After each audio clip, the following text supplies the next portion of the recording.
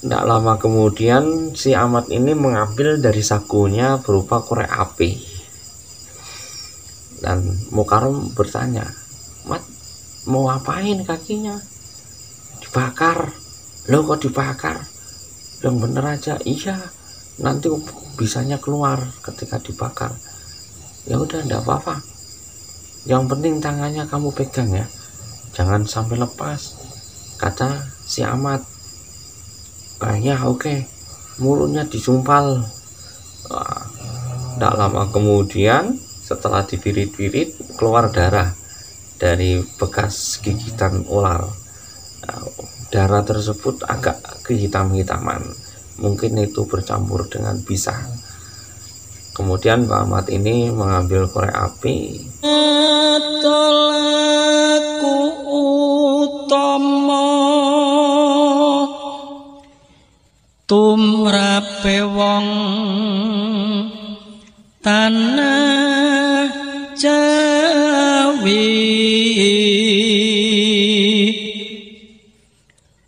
wong agung ing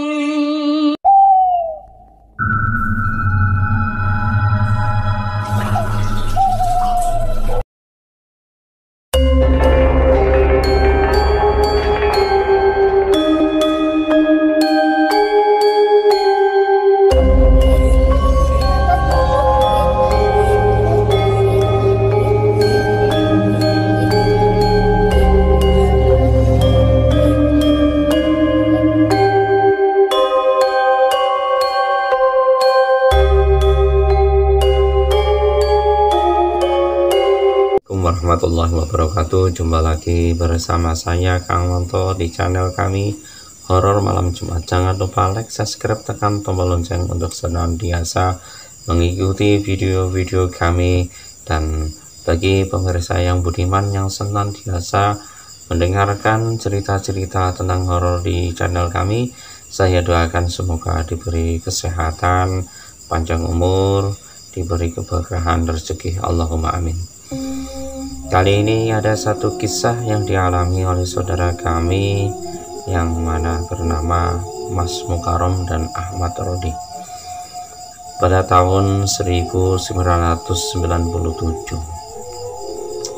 Syekh Mukarram dan Ahmad Rodi merupakan anak masih usia 15 tahun. Pada saat itu ia memutuskan menimba ilmu di kota Kendal. Semasa sebelum ia menimba ilmu di Kendal, ia biasa ngumpul bareng dengan teman-temannya. Tidur pun jarang tidur di rumah, tidur bersama teman-temannya di tempat seorang Iyai yang bernama Mbak Makmun di Desa Depok. Di sana banyak anak-anak remaja yang menimba ilmu dengan Mbak Makmun.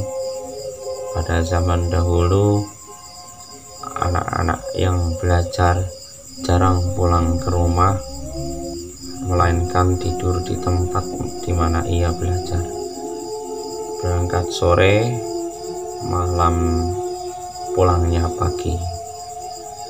Syekh Mukarram ini ketika menimba ilmu di kota Kendal,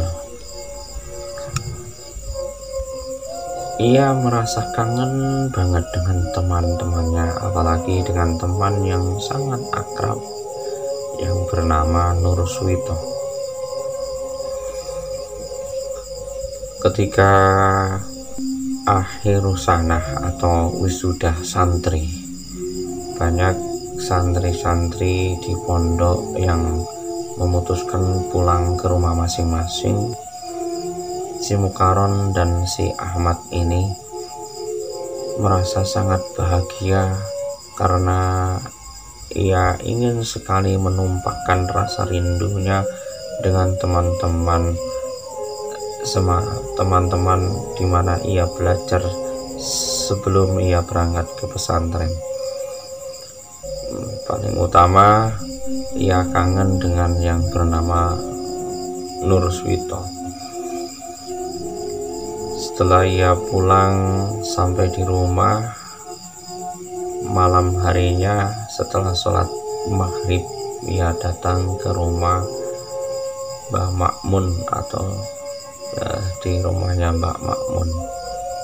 Ia di sana bersumpah dengan yang berteman-teman, salah satunya yaitu Kang Nur Suwito.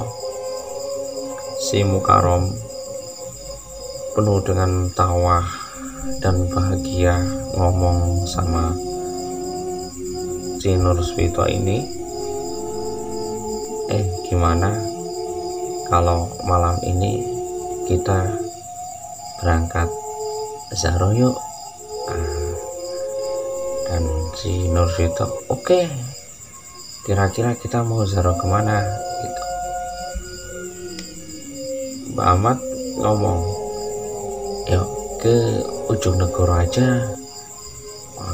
Tapi di ujung negoro itu gelap, tidak ada lampunya, kata si Nur Suwito. Loh, tidak masalah, kenapa kita harus takut? Yang penting niat kita itu kan mau zaro, mau ngaji. Oh ya, tidak apa-apa.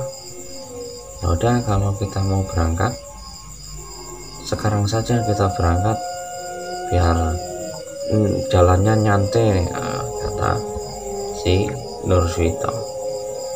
Perjalanan dari desa Depok menuju ke ujung negoro, pantai ujung negoro,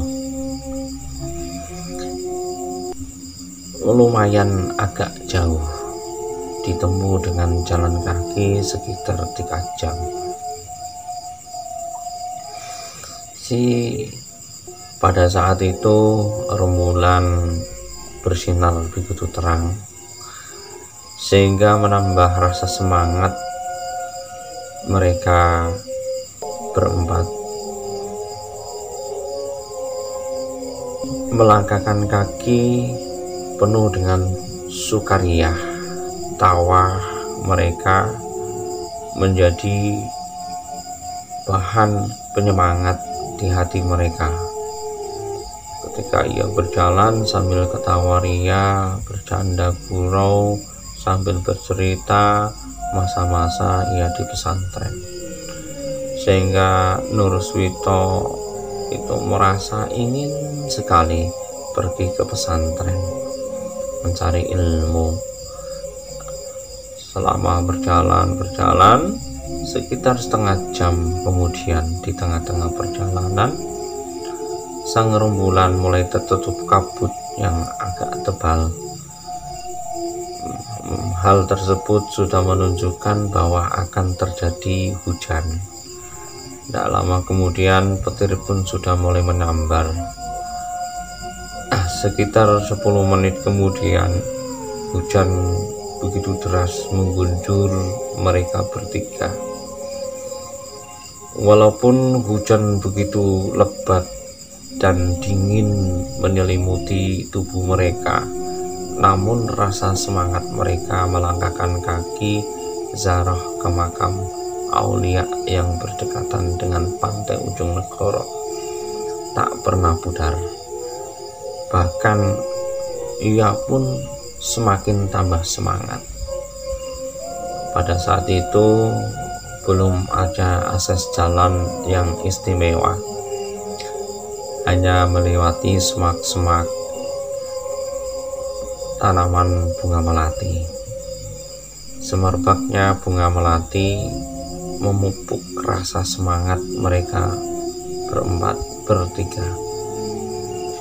Ia berjalan walaupun hujan mengguyur, tetap melangkahkan kaki.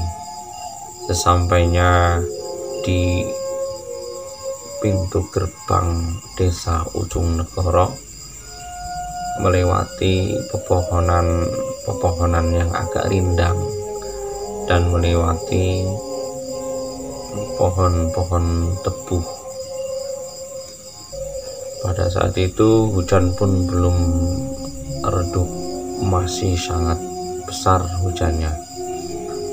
Namun tanpa disangka kaki Nur Suwito menginjak seekor ular, sehingga ular tersebut mematuk kakinya Nurswito menjerit. Aduh. Mukarram bertanya, ada apa Nur? Wah, kaki saya nih digigit ular, masa sih? Waktu itu tidak ada yang membawa penerangan baterai ataupun lain-lain, tidak ada, hanya mengandalkan korek api. Setelah Ahmad mengambil korek api, ternyata yang menggigit kaki Nurswito ini ular kobra. Ular tersebut masih menancap giginya di kakinya Nurswito ini. Mereka berdua berusaha melepas. Setelah ular tersebut lepas, kemudian kaki Nurswito diikat oleh sarungnya Ahmad dengan tujuan bisah yang ada di kakinya Nurswito tidak menjalar hingga ke seluruh tubuh. Kemudian Nurswito digendong sambil berjalan menuju tempat yang lapang. Sekitar 5 menit mereka berdua menemukan ada gubuk kecil. Yo, kita berhenti di sini aja. Ada yang bisa mengobati enggak nih? Kebetulan salah satu mereka ada yang ahli dalam menangani bisa ular. Yang ngomong yaitu Ahmad Rondi. Gini aja, kaki tangannya Nurswito kamu pegang, mulutnya disumpal pakai sarung, kata si Ahmad. Entah mau diapain Nurswito, saya tidak tahu. Nurswito, matamu dipejam. Setelah mata dipejam, kakinya dipelirit-pelirit ke bawah. Melihat kaki tersebut sudah agak begitu bengkak, kata Nurswito sudah terasa nyeri-nyeri gitu. Tidak lama kemudian si Ahmad ini mengambil dari sakunya berupa korek api. Dan Mukarram bertanya, Mat, mau apain kakinya? Dibakar. Loh, kok dibakar? Yang bener aja. Iya, nanti bisanya keluar ketika dibakar. Ya udah, enggak apa-apa. Yang penting tangannya kamu pegang ya, jangan sampai lepas, kata si Ahmad. Ya oke. Mulutnya disumpal. Tidak lama kemudian setelah dipirit-pirit keluar darah dari bekas gigitan ular. Darah tersebut agak kehitam-hitaman, mungkin itu bercampur dengan bisa. Kemudian Pak Ahmad ini mengambil korek api, terus ditempelkan di bagian yang terkena sengatan. Setelah korek api dinyalakan terus ditempelkan di bagian sengatan, muncullah percikan api yang begitu besar, bagaikan gas. Ternyata itu merupakan dari bisa gigitan ular tersebut. Si Nurswito ini menjerit, aduh sakit gitu. Setelah tidak lama kemudian Nurswito bangun. Ahmad ini ngomong, gimana Nur, agak mendingan ringan, enggak nyeri seperti tadi? Ya syukur, alhamdulillah. Setelah itu mereka memutuskan pergi ke makam karena sudah agak dekat dengan makam. Setelah ia berjalan melangkahkan kaki tepat di depan pintu gerbang masuk ke makam Aulia, salah satu rombongan si Mukarram ini melihat ada sosok makhluk yang aneh. Makhluk tersebut tidak begitu tinggi, bagaikan anak kecil usia 10 tahun, hanya memakai kembun yang menutup bagian kelamin saja tanpa memakai baju. Berlarian bukan hanya satu, namun di situ terdapat rombongan sambil ketawa ria, layaknya anak-anak yang bermain kesana kemari di depan pintu gerbang masuk ke arah makom. Sehingga Mukarram ini kaget, terkejut, terus memegang tangan Baman. Baman, wah, apa itu Baman? Mana? Tuh, wah, apa tuh? Nah, mereka berempat melihat begitu jelas bahwa di situ ada makhluk yang begitu aneh. Itu telinganya panjang, giginya hitam, bermain layaknya anak-anak umur 10 tahunan, bermain sambil ketawa. Namun mereka semua tidak punya rasa takut. Walaupun tadi pas Mukarram melihat itu terkejut, punya takut, rasa takut. Ya, mereka tetap melangkahkan kaki menuju pintu gerbang. Sesampai di depan pintu gerbang sekitar setengah meter, pintu gerbang tersebut membuka sendiri. Seakan-akan dipersilakan masuk ke makam aulia. Si Ahmad ini, loh, aneh nih, pintunya belum saya buka kok udah buka sendiri. Wah, ini aneh banget nih. Ya udah, kita ndak usah pikirkan. Yang penting niat kita itu mau ke makam ngaji gitu. Ya. Yuk kita wudhu. Nah, setelah mau wudhu, si Mukarram memegang baju. Nah, loh, ini baju saya kok kering, tadi kan kena hujan. Loh, ini sarungnya juga kering, coba milik kamu Mat. Ya kering, itu kering. Wah, aneh ya. Ya, mungkin kita tadi di perjalanan itu diuji. Nah, ya udah, enggak apa-apa. Ayo kita wudhu aja. Kita masuk ke makam. Ketika wudhu, salah satu rombongan yang bernama Nurfito ini, bagian pantatnya itu ada yang menyinggol-nyinggol, bahkan dicubit bagian pahanya. Ia menjerit, ngomong, "Rom, kamu jangan nakal, usil kamu itu sih ya." "Siapa yang usil? Tadi siapa yang nyubit saya?" "Udah ada yang nyubit kok." "Wah, ya udah, ayo kita lagi lanjutkan wudhunya." Nah, si Mukarram ini ketika mau selesai wudhu, dari atas ada bongkahan batu kecil, seperti halnya dilempar menuju ke telinganya Mukarram. Cepet gitu. Wah, siapa tuh yang melempar? Wah, tidak ada. Kemudian si Mukarram berdiri, menengok ke kanan ke kiri. Si Mukarram ini melihat sambil menjerit, "Masya Allah, makhluk apa itu?" Dan si Ahmad ini ikut juga terkejut karena mendengar suara Mukarram menjerit. "Ada apa, Mukarram?" "Tuh loh, di belakang pohon yang besar itu, ada apa itu?" Setelah dilihat, dia melihat ada sosok makhluk yang begitu aneh. Yang kelihatan cuman bulu-bulunya saja, panjang-panjang banget. Dirijinya itu panjang, kukunya panjang-panjang, seperti halnya seseorang yang sudah ribuan tahun tidak dipotong kukunya, panjang. Dan matanya menyala-menyala merah, mulutnya, taringnya sangat panjang. Ia memandangi rombongan seakan-akan ia agak marah.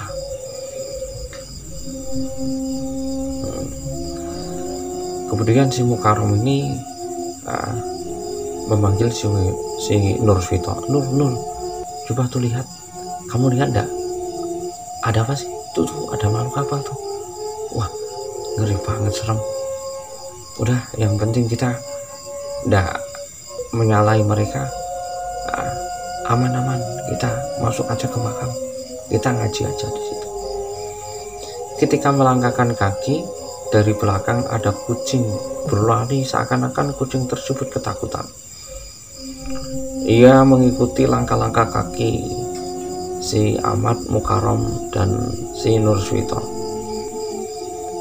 Setelah ia melangkahkan kaki masuk ke makam, makhluk tersebut hilang begitu cepat sehingga tanpa meninggalkan bekas apapun.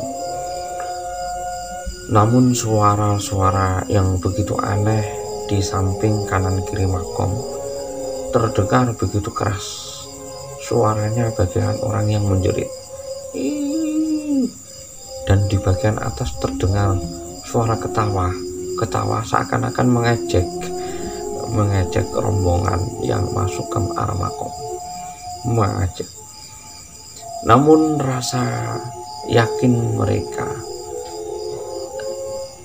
membuat mereka semakin semangat dan mereka semua menghilangkan rasa takut walaupun ditakut-takutin dengan hantu-hantu yang begitu mengerikan. Ya, duduk. Setelah itu ya mereka bersama-sama membacakan doa, membaca surat-surat yang dihadiahkan kepada ahlul maqam aulia di situ, membacakan doa, membaca zikir-zikir agak lama di situ. Saking asyiknya berzikir di situ, mereka bertiga ketiduran di depan makam. Tanpa sadar ia bangun pas waktu masuk sholat subuh. Seakan-akan bangun mereka itu ada yang membangunkan. Ada salah satu teman yang di situ, yaitu si Ahmad, ngomong, "Loh, tadi itu yang membangunkan kita itu siapa? Aku kok kayaknya ada yang membangunkan orang yang memakai baju putih ya. Ya, aku pun juga sama. Ya udah, ini udah masuk sholat subuh. Ayo kita sholat subuh aja bersama-sama." Setelah itu mereka semua melakukan sholat subuh. Setelah sholat subuh, membaca zikir bersama-sama, dan matahari pun sudah begitu muncul menunjukkan rasa bahagianya. Pepohonan dan burung-burung pun sudah berkicau merasa bahagia karena sang surya mulai memancarkan cahaya. Si Ahmad Mukarram dan Nurswito ini pun juga merasa bahagia akan kehadiran sang surya. Si Mukarram, "Ayo kita ke bawah yuk," sambil melihat matahari terbit dan menikmati suasana pagi di tepi pantai. Ayo mereka turun menikmati suasana tersebut. Rasa takut tadi malam yang ia rasakan bertemu dengan makhluk-makhluk begitu aneh hilang seketika karena dihantam oleh deburan ombak yang begitu indah dan cahaya matahari yang menyala ketika pagi hari. Cukup sekian cerita ini.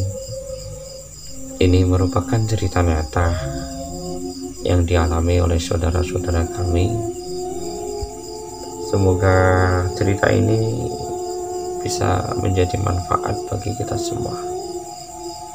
Jadi ketika kita mau punya niatan baik, secara otomatis kita akan digoda oleh makhluk apapun.